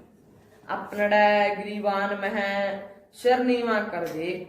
ਇਸ ਗੈਬਰ ਘੋਰ ਬਣਦੀਆਂ ਮਜਬੂਰੀਆਂ ਤੋਂ ਮਨੁੱਖ ਨੂੰ ਠੋਕਰ ਖਾਂਦਿਆਂ ਤੇ ਮੁਸ਼ਕਲਾਂ ਵਿੱਚ ਫਸਦਾ ਦੇਖ ਸੰਤ ਉਸਦਾ ਮਜ਼ਾਕ ਨਹੀਂ ਉਡਾਉਂਦੇ, ਠੱਠੇ ਨਹੀਂ ਮਾਰਦੇ, ਗਿਲਾਨੀ ਨਹੀਂ ਕਰਦੇ, ਤਾਨੇ ਨਹੀਂ ਦਿੰਦੇ, ਤਰਕ ਨਹੀਂ ਉਠਾਉਂਦੇ, ਸਗੋਂ ਹਮਦਰਦੀ ਕਰਦੇ ਹਨ। ਮਾਹੀ ਨਾਲ ਮੇਲਣ ਦੇ ਉਪਾਅ ਸੋਚਦੇ ਹਨ। ਜੇ ਕੋਈ ਗੁਨਾਹਗਾਰ ਨੂੰ ਦੇਖ ਕੇ ਆਸਰਿਆ ਹੋਵੇ ਤਾਂ ਉਸਨੂੰ ਵੀ ਰੋਕਦੇ ਤੇ ਸਮਝਾਉਂਦੇ ਹਨ। ਹੇ ਲਤੀਫ ਅਕਲ ਵਾਲੇ, ਜੇ ਕੁਝ ਸਮਝ ਰੱਖਦਾ ਹੈ ਤਾਂ ਲੋਕਾਂ ਦੇ ਐਬ ਨਾ ਚੁਣ। ਫਰੀਦਾ ਜੇ ਤੂੰ ਅਕਲ ਲਤੀਫ ਕਾਲੇ ਲਿਖ ਨਾ ਲੇਖ। ਆਪਨੜਾ ਗਰੀਬਾਨ ਵਹਿ ਨੀਮਾ ਸਿਰ ਨੀਮਾ ਕਰ ਦੇ। ਤੁਰਤੀਆਂ ਨਾ ਤੱਕ ਫੁੱਲਾਂ ਦੀ ਪ੍ਰੈਸ ਨਾ ਬਣਾ। ਸ਼ਾਇਦ ਹਜੇ ਤੇਰੀਆਂ ਆਪਣੀਆਂ ਕਈ ਹੋਣ। ਜੇ ਫੁਰਸਤ ਹੈ ਤਾਂ ਇਹਨਾਂ ਨੂੰ ਤੱਕ ਕੇ ਸੇਧ ਤੇ ਹਕੀਕਤ ਹੈ। ਇਹ ਵੀ ਹੈ ਜਦ ਤੱਕ ਬੰਦਾ ਆਪਣੇ ਮਨ ਦੀ ਪੱਟੀ ਨੂੰ ਨਹੀਂ ਪੜ੍ਹਦਾ ਉਨਾ ਚਿਰ ਹੀ ਲੋਕਾਂ ਦੇ ਐਬ ਛਾਂਟਦਾ। ਪਰ ਜਦ ਆਪਣੇ ਅੰਦਰ ਵੱਲ ਝਾਤ ਮਾਰੇ ਤਾਂ ਉਸਨੂੰ ਸ਼ਾਇਦ ਜਗਤ ਵਿੱਚ ਬੁਰਾ ਦਿਸੇ ਹੀ ਨਾ। ਸੰਤ ਇਸ ਵਿਚਾਰ ਕਰਕੇ ਵਿਨਈਆਂ ਨਾਲ ਗੁੱਸੇ ਨਹੀਂ ਹੁੰਦੇ, ਸਗੋਂ ਪਿਆਰ ਕਰਦੇ ਹੋਏ ਸਿੱਧੇ ਰਾਹ ਤੋਂ ਲਈ ਪ੍ਰੇਰਦੇ ਹਨ। ਬਾਬੇ ਰਾਕਸ਼ ਤੇ ਸੱਜਣ ਠੱਗ ਕੋਲ ਸਤਿਗੁਰੂ ਜੀ ਆਪ ਤੁਰ ਕੇ ਗਏ ਸਨ। ਜੋਗਾ ਸਿੰਘ ਡਿੱਗੇ ਨੂੰ ਉਠਾਉਣ ਲਈ ਕਲਗੀਆਂ ਵਾਲੇ ਆਪ ਸੰਤਰੀ ਬਣ ਕੇ ਸਾਰੀ ਰਾਤ ਗਨਕਾ ਦੇ ਦੁਆਰੇ ਖਲੋਤੇ ਰਹੇ ਸਨ। ਆਵਾਜਾਈ ਵਿੱਚ ਰਾਮ ਗੁਜ਼ਾਰੀ ਹੋਇਆ ਤੜਕਸਾਰ ਸੀ। ਓਟ ਕੋਟ ਬ੍ਰਹਮੰਡਾਂ ਦਾ ਮਾਲਕ ਬਣਿਆ ਪਹਿਰੇਦਾਰ ਸੀ। ਇਹ ਦੀਨਾਂ ਤੇ ਦਇਆ ਕਰਨੀ ਹੀ ਵੱਡਿਆਂ ਦੀ ਵਡਿਆਈ ਹੈ। ਭਲੇ ਨਾਲ ਭਲਾਈ ਮਨੁੱਖਤਾ ਹੈ, ਪਰ ਬੁਰੇ ਨਾਲ ਭਲਾਈ ਫਰਿਸ਼ਤਾਪਨ ਹੈ। सर के कट जाने का कातल गम नहीं, हम ना आ जाए तेरी तलवार में। परंतु ये दोवें हाथ जोड़ के बोलिया, अज मैनू मेरे खुदा दा प्रत्यक्ष दर्शन हो गया। मैं अज अपनी जिंदगी विच कीते सारे जप तप सफले कर लए। इउं बेनतियां करदा ते पिछले पैरी हटदा होया दरवाजे तो बाहर आया। चेहरा खुशी नाल भरिया मुस्कुरा रहा सी। ड्यूटी ते खड़े ਸਿੰਘਾਂ ने निमरता नाल हाथ जोड़े, जल पानी ते प्रसाद पुछया, पर इसने दूरों ही हाथ जोड़ के ਇਹੋ ਆਖਿਆ, मैं सजीवी तृप्त हो गया हाँ। ਇਹੋ ਕਹਿੰਦਾ ਹੋਇਆ वापस चला गया ਅਤੇ ਕੁਝ ਕਦਮਾਂ ਤੇ ਜਾ ਕੇ ਅਲੋਪ ਹੋ ਗਿਆ। ਰਾਜਵਾਨੇ ਪਿੰਡ ਦਾ ਜੋ ਰਾਏਕੋਟ ਕੋਲ ਹੈ। ਭਾਈ ਸ਼ੇਰ ਸਿੰਘ ਜੀ ਸੰਤ ਜੀ ਮਹਾਰਾਜ ਦਾ ਪਰਮ ਪ੍ਰੀਤਮਨ ਹੈ। 1961 ਈਸਵੀ ਨੂੰ ਸਰਦਾਰ ਸੁਰਜੀਤ ਸਿੰਘ ਦੇ ਨਾਲ ਦਿੱਲੀ ਕੋਕਾ ਕੋਲਾ ਵਾਲਿਆਂ ਦੀ ਕੋਠੀ ਵਿੱਚ ਪਹਿਲੀ ਵਾਰ ਦਰਸ਼ਨ ਕੀਤੇ। ਮਨ ਖਿੱਚਿਆ ਗਿਆ।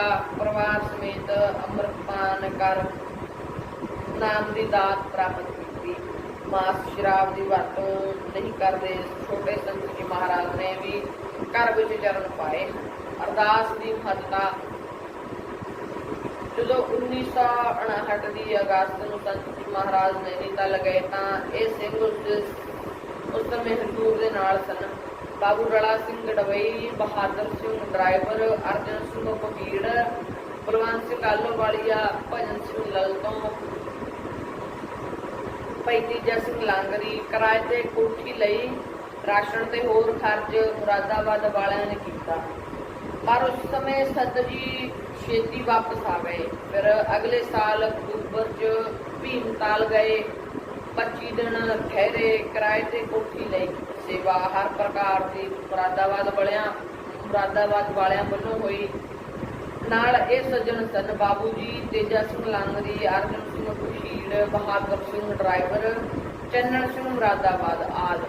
ਇਸ ਸਮੇਂ ਨਾਲ ਗਏ ਸਾਥੀ ਪ੍ਰੇਮੀਆਂ ਨੂੰ ਸੰਤ ਜੀ ਮਹਾਰਾਜ ਨੇ ਇਸ ਪ੍ਰਕਾਰ ਪ੍ਰਵਚਨਾਂ ਦੀ ਬਖਸ਼ਿਸ਼ ਕੀਤੀ ਕਿ ਗੁਰਸਿੱਖ ਨੂੰ ਹਮੇਸ਼ਾ ਸਤਿਗੁਰਾਂ ਪਾਸ ਅਰਦਾਸ ਕਰਨੀ ਚਾਹੀਦੀ ਹੈ।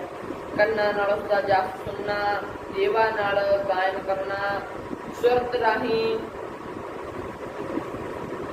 ਹਮੇਸ਼ਾ ਉਸਨੂੰ ਸਾਰੇ ਵਿਆਪਕ ਨਿਸ਼ਚੇ ਕਰਨਾ, ਚਿੱਤ ਰਾਹੀਂ ਸਿਮਰਨਾ, ਹਿਰਦੇ ਰਾਹੀਂ ਪ੍ਰੇਮ ਕਰ, ਆਪਾ ਭਾਵ ਤਿਆਗ, ਨਿਮਰਤਾ ਨਾਲ ਅਰਦਾਸ ਕਰਨੀ। ਅਰਦਾਸ ਉਪਾਸਨਾ, ਬੰਧਨ ਜਾਂ ਬੇਨਤੀ ਕਰਨੀ ਜੋ ਨਾਮ ਸਿਮਰਨ ਦਾ ਜ਼ਰੂਰੀ ਅੰਗ ਹੈ। ਅਰਦਾਸ ਵਿੱਚ ਨਿਮਰਤਾ ਤੇ ਤਰਲਾ ਹੁੰਦਾ ਹੈ, ਜਿਸ ਰਾਹੀਂ ਪ੍ਰਭੂ ਨਾਲ ਇੱਕ ਸੁਰ ਹੁੰਦਾ ਹੈ, ਜਿਵੇਂ ਕਿ ਪੰਛੀ ਨੂੰ ਉਡਾਰੀ ਲਈ ਜਿਸ ਤਰ੍ਹਾਂ ਖੰਭਾਂ ਦੀ ਖਾਲ ਨੂੰ ਵਗਣ ਹਿੱਤ ਖੁੱਲੇ ਮੋਢੇ ਦੀ ਬਿਰਖ ਨੂੰ ਮੋੜਨ ਲਈ ਜਿਵੇਂ ਜੜ੍ਹਾਂ ਦੀ ਜ਼ਰੂਰਤ ਹੈ। ਪੰਛੀ ਕਿਤਨਾ ਵੀ ਮੋਟਾ ਤਾਜ਼ਾ ਤੇ ਸੁਣਾ ਕਿਉਂ ਨਾ ਹੋਵੇ, ਜੇ ਉਸਦੇ ਖੰਭ ਕੱਟ ਦਿੱਤੇ ਜਾਣ ਤਾਂ ਉਹ ਗਗਨ ਵਿੱਚ ਉਡਾਰੀ ਨਹੀਂ ਮਾਰ ਸਕਦਾ। ਖਾਲ ਕਿਤਨਾ ਵੀ ਗਹਿਰਾ ਤੇ ਪੱਧਰਾ ਕਿਉਂ ਨਾ ਖੋਦਿਆ ਹੋਵੇ, ਜੇ ਮੋਗਾ ਗਾਰ ਇੱਟਾਂ ਜਾਂ ਵੱਟੀ ਨਾਲ ਬੰਦ ਹੋ ਜਾਵੇ ਤਾਂ ਪਾਣੀ ਨਾਲ ਭਰ ਕੇ ਵਗ ਨਹੀਂ ਸਕਦਾ। ਲੰਬਾ ਉੱਚਾ ਤੇ ਫੁੱਲਿਆ ਦਰਖਤ ਜੜ੍ਹਾਂ ਤੇ ਸੁੱਕ ਜਾਣ ਨਾਲ ਦਿਨਾਂ ਵਿੱਚ ਰੁੰਡ ਮੁੰਡ ਹੋ ਕੇ ਜ਼ਮੀਨ ਤੇ ਆ ਪੈਂਦਾ ਹੈ। ਇਹੋ ਹੀ ਹਾਲਤ ਮਨੁੱਖ ਜੀਵਨ ਦੀ ਹੈ। ਜੀਵਨ ਦੀ ਜਿਸਮਾਨੀ, ਮਾਨਸਿਕ ਤੇ ਰੂਹਾਨੀ ਪ੍ਰਫੁੱਲਤਾ ਅਰਦਾਸ ਦੇ ਹੀ ਬਲ ਤੇ ਕਾਇਮ ਰਹਿੰਦੀ ਹੈ। ਜੇ ਅਭਾਗ ਵਕਤ ਮਨੁੱਖ ਅਰਦਾਸ ਨੂੰ ਛੱਡ ਰਹੇ ਤਾਂ ਜੀਵਨ ਦਾ ਬਣਿਆ ਬ੍ਰਿਖ ਸੁੱਕ ਕੇ ਢਹਿ ਢੇਰੀ ਹੋ ਜਾਂਦਾ ਹੈ। ਇਹ ਇੱਕ ਜਗਤ ਪ੍ਰਸਿੱਧ ਸੱਚਾਈ ਹੈ ਕਿ ਜਿਸ ਦੀ ਗਵਾਹੀ ਸੰਸਾਰ ਦੀ ਕਾਮਯਾਬ ਜ਼ਿੰਦਗੀ ਦੇ ਇਤਿਹਾਸ ਦੇ ਹਰ ਪਹਿਲੂ ਤੋਂ ਮਿਲਦੀ ਹੈ। ਗੁਰਮਤਿ ਨੇ ਅਰਦਾਸ ਨੂੰ ਮਨੁੱਖ ਜ਼ਿੰਦਗੀ ਲਈ ਸੰਜੀਵਨੀ ਬੂਟੀ ਕਰਾਰ ਦਿੱਤਾ ਹੈ, ਪਰ ਸ਼ਰਧਾ, ਨਿਰਮਾਣਤਾ ਤੇ ਚਿੱਤ ਦੀ ਇਕਾਗਰਤਾ ਨਾਲ ਕੀਤੀ ਅਰਦਾਸ ਹੀ ਸਫਲੀ ਅਤੇ ਫਲੀਭੂਤ ਹੈ। ਸਦਕਹੀਣ ਮਨ ਹੀ ਕੋਠੀਆਂ ਮੰਗਾਂ ਦੇ ਨਾਮ ਅਰਦਾਸ ਰੱਖਦੇ ਹਨ, ਪਰ ਸਾਧਕ ਨਹੀਂ। ਮੰਗੀ ਜਾਵਾਂ ਰੱਖ ਤੁਝੀ ਉੱਪਰ ਮਾਣਾ, ਲੋਭ ਲਹਿਰਦਾ ਮੈਂ ਹਲਕਾਇਆ, ਹੱਕ ਨਾ ਜਾਵਾਂ। ਕੁਝ ਦੇਵੋ ਕੁਝ ਰੱਦ ਕਰ ਦੇਵੋ, ਵਾਹ ਮੇਰੇ ਦਾਨੇ ਸਾਈਂ, ਕਰ ਇਨਕਾਰ ਰੱਖ ਲੋ ਤ੍ਰਿਸ਼ਨਾ, ਐਸੀ ਮਰਮ ਖਾਣਾ। ਦੋ ਚਾਰ ਨੇਕ ਬੱਚੀਆਂ ਬਾਜ਼ਾਰ ਵਿੱਚ ਹੀ ਲੰਘਦੀਆਂ, ਲਲਾਰੀ ਦੀ ਦੁਕਾਨ ਦੇ ਰੰਗੇ ਹੋਏ ਦੁਪੱਟੇ ਸੁੱਕਦੇ ਦੇਖ ਕੇ ਇਹਨਾਂ ਦੇ ਮਨ ਵਿੱਚ ਜਾਗਿਆ ਕਿ ਅਸੀਂ ਵੀ ਰੰਗਾ ਲਪਈਏ, ਪਰ ਸਿਰ ਦੇ ਉੱਪਰ ਤਾਂ ਇੱਕੋ ਦੁਪੱਟਾ ਸੀ। ਲਾਰੀ ਪਾਸ ਆ ਕੇ ਕਿਹਾ, ਵੀਰਾ ਮੇਰਾ ਵੀ ਦੁਪੱਟਾ ਰੰਗ ਦੇ। ਉਸਨੇ ਕਿਹਾ, ਭੈਣ ਮੇਰਾ ਤਾਂ ਕੰਮ ਇਹੋ ਹੈ, ਲੈ ਸਿਰ ਤੋਂ ਲਾਹ ਤੇ ਦੇਖਾ। ਉਸਨੇ ਕਿਹਾ, ਵੀਰਾ ਇਉਂ ਨਹੀਂ ਹੋ ਸਕਦਾ, ਸਿਰ ਦਾ ਚੀਰੋ ਤਾਰ ਖਲੋਵਾਂ, ਜੀਵਾ ਨੰਗੀ ਵਿੱਚ ਗੁਜ਼ਾਰਾਂ, ਸੋਹਣੇ ਪੇਕੇ ਮਿਲੇ ਨਾ ਢੋਈ ਤੇ ਹਾਸੀ ਕੰਮ ਗਵਾਣਾ। ਦੁਨੀਆਂ ਰੰਗਾਉਣ ਦੇ ਚਾਅ ਤੇ ਗਵਾਰ ਜਨਾਨੀਆਂ ਤੋਂ ਤਾਨੇ ਮਿਲਣ ਦੇ ਭੈ ਨੇ ਬੋਲੀ ਕੁੜੀ ਨੂੰ ਬੁਦਲਾ ਜਿਹਾ ਰੱਖਿਆ। ਤਾਂ ਗੁੱਲ ਲਲਾਰੀ ਬੋਲਿਆ, ਹੱਸ ਕੇ ਕਹਿ ਲਲਾਰੀਏ ਤੂੰ ਨਾ ਕੁਝ ਭੈਣੇ ਬਸ ਮੇਰੇ, ਮੱਟੀ ਵਿੱਚ ਪਾ ਕੇ ਕੀ ਰੰਗਾਂ ਜੋ ਚੀਰ ਰਿਹਾ ਸਰ ਤੇਰੇ। ਗੁਰਦਾਸ ਵਿੱਚ ਆਪਣੇ ਆਪ ਨੂੰ ਪ੍ਰਭੂ ਦੇ ਸਪੁਰਦ ਕਰਨਾ ਪਵੇਗਾ, ਤਦ ਹੀ ਗੁਰੂ ਲਲਾਰੀ ਸੰਗਤ ਰੂਪ ਮੱਟੀ ਵਿੱਚ ਮਨ ਵਸਤਰ ਨੂੰ ਰੰਗੇਗਾ। ਇਤਿਆਦਿਕ ਹੋਰ ਵੀ ਬਹੁਤ ਸਾਰਾ ਉਪਦੇਸ਼ ਬਖਸ਼ਿਆ। ਸਰਦਾਰ ਗੁਰਦਿਆਲ ਸਿੰਘ ਖੇੜੇ ਦਾ ਲੜਕਾ ਭਾਈ ਮੋਹਨ ਸਿੰਘ ਜੋ ਮੁਰਾਦਾਬਾਦ ਟਰੱਕ ਚਲਾਉਂਦਾ ਸੀ। 3/7/67 ਨੂੰ ਦਿੱਲੀ ਜਾਂਦਿਆਂ ਐਕਸੀਡੈਂਟ ਹੋ ਗਿਆ। ਦੋਸ਼ੀਆਂ ਦੇ ਕਥਨ ਅਨੁਸਾਰ ਇਸਦੀ ਆਯੂ ਉਸ ਦਿਨ ਖਤਮ ਹੋ ਚੁੱਕੀ ਸੀ, ਪਰ ਛੋਟੇ ਸੰਤ ਜੀ ਮਹਾਰਾਜ ਨੇ ਕਿਰਪਾ ਕੀਤੀ, ਹੱਥ ਦੇ ਕੇ ਜ਼ਿੰਦਗੀ ਰੱਖ ਲਈ। ਉਸ ਸਮੇਂ ਸੰਤ ਜੀ ਦਾ ਇਸ ਨੂੰ ਪ੍ਰਤੱਖ ਦੀਦਾਰ ਹੋਇਆ ਤੇ ਬਚਨ ਵੀ ਸੁਣਾਈ ਦਿੱਤੇ ਕਿ ਹੁਣ ਤੇਰਾ ਕਸ਼ਟ ਕੱਟਿਆ ਜਾਵੇਗਾ। ਹੁਣ ਉਮਰ ਵੱਧ ਗਈ, ਫਿਕਰ ਨਾ ਕਰ, ਗੁਰੂ ਘਰ ਤੇ ਸ਼ਰਧਾ ਰੱਖੀ, ਭਾਵਨਾ ਨਾਲ ਸੇਵਾ ਕਰੀ। ਸਰਦਾਰ ਗੁਰਦਿਆਲ ਸਿੰਘ ਵੀ ਅਸਥਾਨ ਤੇ ਰਹਿ ਕੇ ਵਸਤਰ ਸੀਣ ਦੀ ਪ੍ਰੇਮ ਨਾਲ ਸੇਵਾ ਕਰਦਾ ਹੈ। ਇਸੇ ਤਰ੍ਹਾਂ ਬੁੱਧ ਵਿਹਾਰ ਵਿੱਚ ਜਿਸਦਾ ਹੋਟਲ ਹੈ। ਸਰਦਾਰ ਪਿਆਰਾ ਸਿੰਘ ਵੀ ਪਰਿਵਾਰ ਸਮੇਤ ਗੁਰੂ ਘਰ ਦਾ ਪ੍ਰੇਮੀ ਤੇ ਸੰਤ ਜੀ ਮਹਾਰਾਜ ਦਾ ਪਰਮ ਪ੍ਰੀਤਵਾਨ ਹੈ। ਮੋਦੀ ਨਗਰ ਸਭ ਤੋਂ ਪਹਿਲਾਂ 1964 ਵਿੱਚ 4 ਦੀਵਾਨ ਬਖਸ਼ੇ। ਗੁਰਦੁਆਰਾ ਸਿੰਘ ਸਭਾ ਵਿੱਚ ਕੀਰਤਨ ਕੀਤਾ। ਦਰਸ਼ਨ ਕਰਕੇ ਤੇ ਨਿਰੋਲ ਪ੍ਰੇਮਾ ਭਗਤੀ ਦੇ ਬਚਨ ਸੁਣ ਕੇ ਸਰੋਤਿਆਂ ਦੇ ਮਨ ਤੇ ਬੜਾ ਅਸਰ ਹੋਇਆ। ਦੂਸਰੇ ਸਾਲ 1965 ਵਿੱਚ ਫੇਰ 4 ਸੱਜਣ ਆਏ। ਸੌਂਦਾ ਸਿੰਘ ਤੇ ਪ੍ਰੀਤਮ ਸਿੰਘ, ਜਗੀਰ ਸਿੰਘ ਤੇ ਰਿਸ਼ਪਾਲ ਸਿੰਘ ਦੀਵਾਨਾਂ ਵਾਸਤੇ ਅਰਜ਼ ਕੀਤੀ। ਸੰਤ ਜੀ ਮਹਾਰਾਜ ਨੇ ਰਾਤ ਦੇ 4 ਦੀਵਾਨ ਫੇਰ ਬਖਸ਼ ਦਿੱਤੇ, ਜੋ ਗੁਰਦੁਆਰਾ ਸਾਹਿਬ ਵੀ ਕੀਤੇ। 1966 ਵਿੱਚ ਪ੍ਰੇਮੀਆਂ ਦੇ ਅਰਜ਼ ਕਰਨ ਤੋਂ 3 ਦੀਵਾਨ ਫੇਰ ਦੇ ਦਿੱਤੇ। 1968 ਤੇ 1969 ਵਿੱਚ ਦੋਵੇਂ ਵਾਰੀ 2-2 ਦੀਵਾਨ ਬਖਸ਼ੇ। ਫਿਰ 1970 ਨੂੰ 4 ਦੀਵਾਨ ਰਾਤ ਦੇ ਸਮੇਂ ਮੰਦਰ ਦੇ ਹਾਤੇ ਵਿੱਚ ਲੱਗੇ। ਫਿਰ 1971 ਵਿੱਚ 4 Diwan Rajwant Devi junior high school steel colony ਦੇ ਗਰਾਊਂਡ ਵਿੱਚ ਹੋਏ। ਫਿਰ 1972 ਈਸਵੀ ਵਿੱਚ 3 ਦੀਵਾਨ ਫਿਰ ਇੱਥੇ ਹੀ ਲੱਗੇ। ਪ੍ਰੇਮੀਆਂ ਨੇ ਅੰਮ੍ਰਿਤਪਾਨ ਵੀ ਕੀਤਾ। ਸਿੰਘਾਂ ਦਾ ਵਡਲਾ ਨਗਰ, ਸਿੱਖ ਤੇ ਸਰਦਾਰੀ, ਇਸ ਦੀ ਵਿਚਾਰ ਆਪਾਂ ਅਗਲੇ ਦੀਵਾਨਾਂ ਵਿੱਚ ਕਰਾਂਗੇ। ਸੋ ਬੋਲਦੇ ਵਿਚਾਰਦੇ ਹਾਂ, ਅਨੇਕਾਂ ਹੋਈਆਂ ਗਲਤੀਆਂ ਮੁਆਫ ਕਰਨੀਆਂ। ਸਾਰੀ ਸੰਗਤ ਨੂੰ ਬੇਨਤੀ ਹੈ ਕਿ ਆਪ ਜੀ ਕਥਾ ਧਿਆਨ ਨਾਲ ਸਰਵਣ ਕਰਿਆ ਕਰੋ, ਅਤੇ ਜੋ ਪ੍ਰੇਮੀ ਇਸ ਕਥਾ ਥੱਲੇ ਗਲਤ ਕਮੈਂਟ ਕਰਦੇ ਹਨ ਉਹ ਇਸ ਕਿਰਪਾ ਕਰਕੇ ਇਸ ਕਥਾ ਤੋਂ ਦੂਰ ਹੀ ਰਹਿਣ, ਇਸ ਪੇਜ ਤੋਂ ਦੂਰ ਹੀ ਰਹਿਣ। ਬੇਸ਼ੱਕ ਦੀ ਇਸ ਪੇਜ ਨੂੰ ਅਨਫੋਲੋ ਕਰ ਸਕਦੇ ਹੋ ਜੇ ਆਪ ਜੀ ਨੂੰ ਇਹ ਪੇਜ ਵਧੀਆ ਨਹੀਂ ਲੱਗਦਾ। ਜੇ ਸਾਰੀ ਸੰਗਤ ਵੱਧ ਤੋਂ ਵੱਧ ਇਸ ਪੇਜ ਨੂੰ ਸ਼ੇਅਰ ਕਰਿਆ ਕਰੋ। ਜੋ ਆਪ ਜੀ ਇਸ ਚੈਨਲ ਨੂੰ ਚਾਹੁੰਦੇ ਹੋ, ਇਸ ਚੈਨਲ ਨੂੰ ਸ਼ੇਅਰ ਕਰਿਆ ਕਰੋ ਤਾਂ ਕਿ ਸੰਗਤਾਂ ਲਾਹੇ ਪ੍ਰਾਪਤ ਕਰ ਸਕਣ ਜੀ। ਬੋਲਦਿਆਂ ਵਿਚਾਰਦਿਆਂ ਦੇ ਇੱਕ ਗਲਤੀਆਂ ਮਾਫ ਕਰਨੀਆਂ। ਬਲਾਓ ਫਤਿਹ ਸਭ ਆਖੋ ਵਾਹਿਗੁਰੂ ਜੀ ਕਾ ਖਾਲਸਾ, ਵਾਹਿਗੁਰੂ ਜੀ ਕੀ ਫਤਿਹ।